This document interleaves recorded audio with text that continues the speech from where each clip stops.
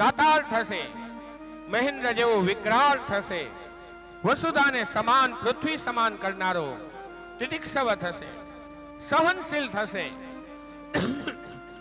બ્રાહ્મણ થશે, ઉજાગર આપના વંશને ઉજાગર કરનારો થશે, રાજસુ યજ્ઞ અશ્વમેઘ યજ્ઞ અશ્વમેઘ સહસ્રાણી વાજપેય શતાની છે. ઘણા બધા યજ્ઞો યજ્ઞાદિક કરશે. પછી બ્રાહ્મણો શાંત થયા. ત્યારે યુધિષ્ઠિર કહે છે, બ્રાહ્મણો આગળનું તો કહો, આનો પછીનો જન્મ, આનું મૃત્યુ કેવું થશે? આપણે લોકો ત્યાં જન્મ થાય અને બ્રાહ્મણ આગળ પત્રિકા બનાવી હોય, આપણે કોઈ દી નથી પૂછતા અમારા દીકરાનું મૃત્યુ કઈ રીતે થશે. આપણે તો ખાલી એમ પૂછે, ભાઈ કેવા ગ્રહો છે, કેવું છે, આનંદ છે, મંગલ છે, એમાં લખ્યું હશે એટલામાં વર્ષે ભાગ્યોદય થશે, આ થશે, એ બધું વિચારીને આપણે થાય વાહ વાહ, આપણને તારનારો થશે. અને એનો એ દીકરો કોકવાર ડુબાડનારો થાય, આખું નવરાવી નાખનારો થાય, ત્યારે વિચાર થાય આ શું, આના કરતા ન હત તો સારું. આજ યુધિષ્ઠિરે પૂછ્યું કાનું મૃત્યુનું તો કહો. ત્યારે ઓલા બ્રાહ્મણો કોઈ બોલતા નથી. ત્યારે કહે, તમે ડરો નહીં, જે સત્ય હોય એ કહો. ત્યારે કહે છે, મહારાજ તો એક સત્યથી તમને વાકેફ કરું.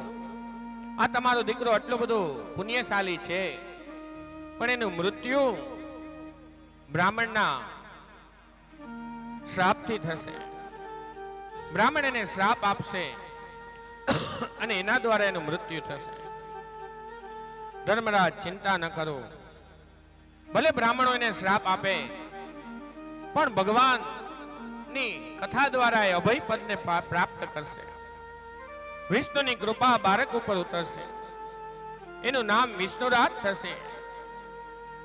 આ બાળક કેવો હતો, એનું પુણ્ય કેવું હશે, જનનીની જઠર સુધી જગતના નિરંતા જગતનાથને લઈ આવીને એની જઠરમાં અંદર દર્શન કરાવનારો કોઈ હોય, બે જ જણા થઈ ગયા, એક સુખદેવજી અને એક આ પરીક્ષિત, જેની જનનીની જઠર સુધી ભગવાન આવ્યા હોય અને અંદર દર્શન આપ્યા હોય.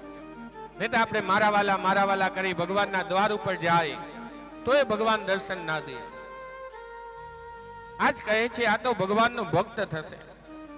માના ગર્ભમાં એને જેને ભગવાનના દર્શન કર્યા, શુક્લ પક્ષમાં જેમ ચંદ્રમાં મોટો થશે એમાં મોટો થતો જશે. એનું નામ આ વિષ્ણુયત થશે. પછી આ પરીક્ષા કરવામાં યોગ્ય થશે. કારણ કે દીકરો જેના જેના ખોરામાં જાય તો આમ ચક્કર વકર જોતો રહીએ. એટલામાં નારદજી આવ્યા. નારદજીએ પણ ખોરામાં લીધો. ત્યારે નારદજીની હારે સંવાદ કરે કે ભાઈ તું કોને ગોતસ? ત્યારે પેલો કહે કે મેં મારા માના ગર્ભમાં જોયા હતા, એને મેં આ આખી સભામાં ક્યાંય બતાતા નથી. એટલામાં નારદજી કહે છે, તો બેટા જ્યારે બતાય ત્યારે મને પેલા કહેજે તું. એને બાજુમાં જ રાખ્યો. પેલી તરફ દ્વારકાધીશજીનો રથ આવ્યો. આ તરફ આ દીકરો નારદનો આમ સાથળ થપથપાવા લાગ્યો. આવી ગયા. ત્યારે નારદજી કહે, ભાઈ કોનું કેસ? ઈ કે ઓલા રથમાં આવ્યા ને દ્વારકાના નાથ, એનું કહું છું. ત્યારે ઈ કે ઈ ના હોય ભાઈ, ઈ ના હોય. ત્યારે ઈ કે ઈ નથી. ત્યારે પેલો દીકરો કહે છે, ભાઈ ઈ જ છે, પણ ત્યારે બાલ સ્વરૂપે હતા, નાનું એવું અંગુષ્ઠ માત્ર હતા, અને અત્યારે અવડા મોટા છે. ત્યારે નારદજીએ કહ્યું, સાચી વાત. ત્યારે ધર્મરાજા આગળ જાય અને ધર્મરાજાને કહે છે, ધર્મરાજા તમારા દીકરાનું જે નામ પાડવું હોય પાડજો, પણ હું એક આનું નામ પાડું છું પરીક્ષિત. પરીક્ષા કરવામાં ઉત્તમ છે, એટલે એનું નામ પરીક્ષિત પાડો. અને એનું નામ પરીક્ષિત પડ્યું. શુક્લ પક્ષમાં એવું મોટો થતો ગયો. અને આ તરફ વિદુરજી, જેવું મહાભારતનું યુદ્ધ થવાનું હતું એ ત્યારે જ તીર્થયાત્રામાં ગયા હતા. ત્યારે પેલું સ્કંદ 13મો અધ્યાય પેલો શ્લોક, વિદુર તીર્થયાત્રાયા મૈત્રેદાત્મનો ગતિ જ્ઞાત્વા ઘાત વિનિસ્ફુરં વિદુરજી 100 વર્ષની યાત્રાએ નીકળ્યા. 36 વર્ષ એમને યાત્રા કરી. કૌરવ પાંડવોનું યુદ્ધ પૂર્ણ થયું હતું. જ્યારે યુદ્ધ થયું ત્યારે વિદુરજી નતા. શું કામ નતા? કારણ કે પુણ્યશાળી આત્મા હતા. વિદુરજી તીર્થયાત્રામાં હતા ત્યારે યુદ્ધ થયું. કારણ કે આપણા ઘરમાં પણ એક પુણ્યશાળી આત્મા હોય, જેમાં ઇલેક્ટ્રિક છે એની કોઈ મેન સ્વિચ હોય એ પાડી દો એટલે બધે અંધારું થઈ જાય, અને એ ચાલુ કરો એટલે બધે ઉજવાસ થઈ જાય. એમાં આપણે લોકો પણ કહેતા હોય ઘણીવાર કે આપણા ઘરમાં દીકરાનો જન્મ થયો, આ મારી માં હતી, મારી દાદી હતી, ત્યારે ઘરમાં બહુ આનંદ હતો. એ ગયા પછી આ વળતા દિવસ ચાલુ થયા, ભાઈ ભાઈ લડવા લાગ્યા, આ રીતે થવા લાગ્યું, બધાના અન્ન નોખા થયા. ત્યારે કહેવાનું મન થાય કે તમારા ઘરમાં જે ઓલો પુણ્યશાળી આત્મા હતો એ ચાલ્યો ગયો. એ રીતે આ વિદુરજી કૌરવોના પક્ષમાં પુણ્યશાળી હતા. અને એક દિવસ જ્યારે વિદુરજી રાતે પોતાના ભાઈ ને કહેતા હતા કે ભાઈ તમે આ ખોટું, આના હાથમાં, દુર્યોધનના હાથમાં તમે આ રાજપાટ સોંપ્યું, એ ન સોંપાય, એનો તો નાશ કરશે, એની સાથે આ આખા કુલનો નાશ કરશે. કોઈ ગુપ્તચરે આવીને આ વાત દુર્યોધનને કહી દીધી, ભાઈઓ ભાઈઓની વાત. ત્યારે દુર્યોધને સવારના પોરમાં જ્યારે વિદુર કાકાને બોલાવ્યા ત્યારે કહે છે કે તમે અમારું અન્ન ખાઓ છો, અમારું આ કરો છો, મારું અન્ન અને મારી જ રાજસત્તા પાછી લેવાની કરો છો, એના કરતા તો તમે ન હોય સારું. વિદુરજી કંઈ બોલ્યા નહીં. જતા જતા સભામાંથી ઊભા થયા છે, ઘરના દ્વાર ઉપર ગયા છે, રાજમહેલના મંડપમાં ગયા. હાથમાં જે ધનુષ્ય હતું એના ઉમરા ઉપર મૂકી દીધું અને નેત્ર દ્વારા પ્રતીતિ કરાવી કે જ્યારે ભાઈ ભાઈમાં વાતો કરવાની આવે, કોઈ ભાગ પાડવાના આવે, ત્યારે બારનાની સલાહ ન લેતા. તમારા હાથમાં જે કંઈ હોય એ નીચે મૂકી દેજો અને સમજૂતી કરી લેજો. વિદુર કાકા પેલી તરફ 36 વર્ષની યાત્રા પૂરી કરી પૂર્ણ થયા અને આ તરફ રુદ્રાસને ઉપદેશ આપ્યો હતો. રુદ્રાસ પણ કહે છે, હું પણ શું કરું? અંગમ ગલિતમ પલિતન મુંડમ દસન વિહીનમ જાતન તુંડમ વૃદ્ધો યાતિ ગ્રહિત્વા દંડમ તદપિય મુંચતિ આશા પિંડમ ભજ ગોવિંદમ ગોવિંદમ ભજ મૂઢમટે. આજ વિદુરજીએ કહ્યું હતું રુદ્રાસને, તમે એટલા થઈ ગયા, હવે તો તમે આ મોહ માયા છોડો. આવું બધું થયું. અને પેલી તરફ આ યુધિષ્ઠિર, આ તરફ સવારનો સમય થયો હતો. એ પણ વિચારે કે આ શું થયું.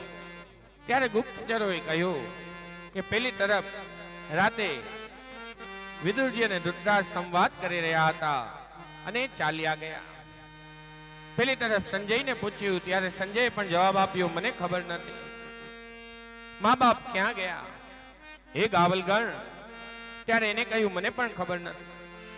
ત્યારે નારદજીએ કહ્યું, હે પાંડવો, રુદ્રાસ, ગાંધારી અને ભગવત જન ભજન કરે એમાં કલ્યાણ થાય. એ જંગલમાં ઉચ્ચ સ્તરે ગયા છે, તમે ચિંતા ન કરો.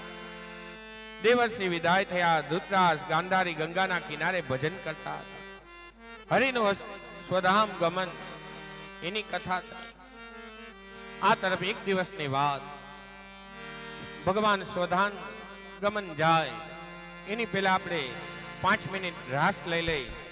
આપણે બધા આનંદથી એક રાસ લઈ, રાસ પછી આપણે વિયોગની કથામાં જાય.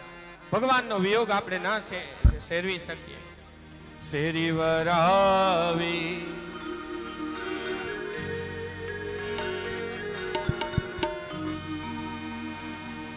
આવો રાસ રમવા માટે આપણે તૈયાર થઈ જાય. આ શેરી વડાવી સજ કરું ઘરે આવો ને. હા શેરી વડાવી સજ કરું હરે આવો ને. શેરી વડાવી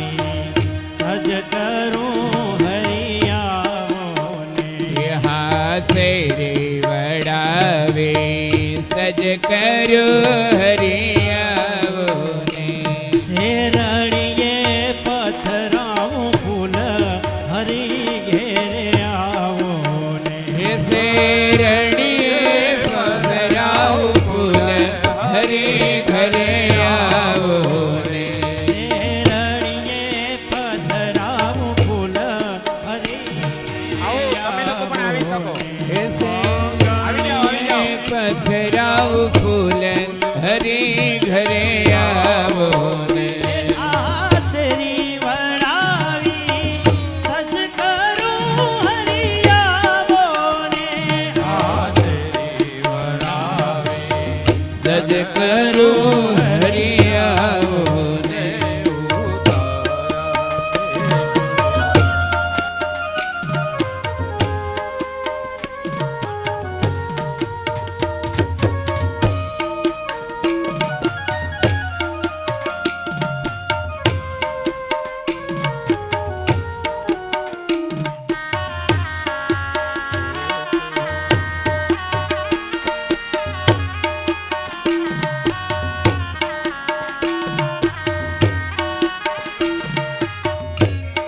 અમે નાવણ દેશો કોંડિયો હરી આવો ને તમને નાવણ દેશો કુંડિયો હરી આવો ને અમે નાવણ દેશો કોંડિયો હરી આવો ને હે તમને નાવણ દેશો કુંડિયો હરી આવો ને અમે દેશો યમુનાજી ના નીર હરી ઘરે આવો ને અમે દેશો યમુનાજીના નીર હરી ઘરે આવો ને આશરી વડાવે સજ કરું હરી આવો ને શેરી વડાવી સજ કરું હરી આવો